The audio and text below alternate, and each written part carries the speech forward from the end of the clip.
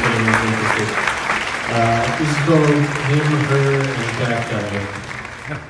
How I pity them. I am a cactus, the most sentient of beings, performing my task to the utmost. At being a cactus, I am perfect. Other things surround me, but they can't do what I do. They don't know that I'm always standing, never have they once heard me complain, nor have they offered me a chair. Each day I provide them with everything I have, all my cacti properties. They hardly notice, but then they don't notice much. Even when moving close to the window so that I'm looking down on the cowlick part of his hair, the pinnacle of him, he's staring out at the city. I know he can't see it. Can't see that body tucked back in the shade, the little yellow flowers that have erupted between the gap where the cinder block wall meets the fence slats, or the new teal paint staining the asphalt and in the empty shape of a dresser.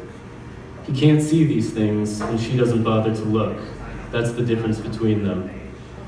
She can see what she wants, but it's not out there.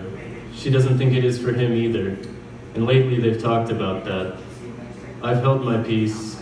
Nothing I could say would help, and anyway, I suppose it's not really my place to intrude.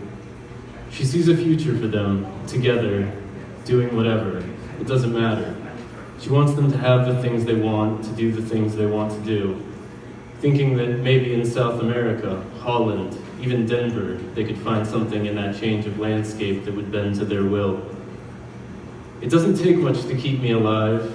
A few spritzes of water once a week, a window that receives a moderate amount of sun to exist in. That's how I grew into such an impressive specimen, by not needing much and making the most of what I have. Some argue that my placement in the sun, the amount of water I receive, these are things that are beyond my control. If they were taken from me, what would I do then? It's not an absurd line of question, however. I put it to you. Why should I focus on the what-ifs that don't apply to me? Why posit a scenario where I am worse off than I am? To plan for the future, you might say. And what future should I plan for, I would answer. Which of the infinite number of futures that rely on fractions of a tenth of change to create endlessly different outcomes? Then I would remind you that I am a cactus, perfect at what I do, a well of experience. So they talk about moving because it's easier than talking about staying, for her at least. Even moving down the street, that would be a start.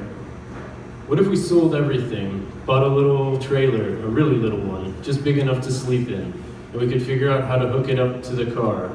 The car is a sedan without a tow hitch.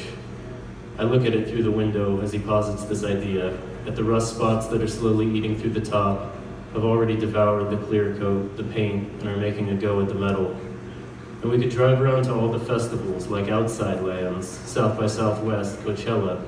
There's probably a million more. So we could drive to each one and, sell stuff. What would you sell, I wonder, just as she asks. We're more pragmatic than he is. I don't know. You make your jewelry and you could teach me, so we could do that. And then, when we wanted a break, we could head up to NorCal and work as bud tenders. I don't know, it was just a thought.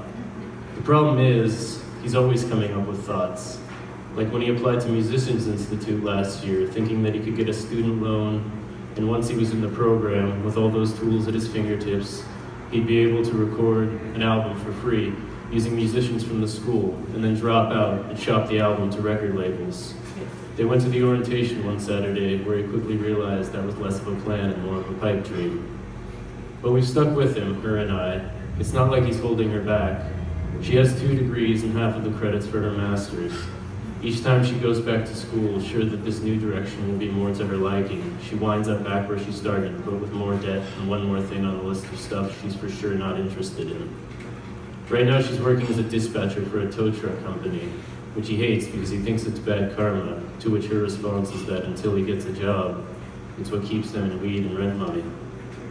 It wasn't always like this. How am I doing on time? Am I right? Oh, yeah. It wasn't always like this. When I first moved in 4 years ago this summer, they were living high on the hog from his recent real estate successes. In 1 year, that year, his first as a licensed agent, he made $500,000 in commissions. He insisted they buy a house. She insisted they stay in this apartment. She got her way due mostly to the fact that he figured it didn't matter. He was sure, and didn't hesitate to tell anyone who would listen, that this was only the beginning, that he was done working odd jobs, and that his lady would never have to work again. So that's what they did. They were pretty frugal at first, but with her not working, 2 new cars, paying off all their debt, and her starting school again, they were pretty much tapped out by the end of the 2nd year. And he hadn't sold any more houses, wasn't even in real estate anymore. It can probably all be traced back to the weekend they went on their first peyote retreat down in Mexico. I stayed here to look after the place, but when they got home, 2 days early and still tripping a little, everything changed. He took a week off work, then another, and another. By the 4th week, he didn't bother calling them at all. At some point, they must have talked about it, when I wasn't around. Surely she would have asked him what his plan was, what their plan was, but she was different too. That's when she started making the jewelry and selling it on the weekends at the Larchmont Village Farmers Market. I've always liked her jewelry. She picks good colors, ones that look like they mean something together. Maybe it's her interior design background, or I guess she could have unearthed this skill set on that trip, opened a door and discovered a hidden world inside her full of gems and crystals and twisted wires and rope. I don't know, but they were both different.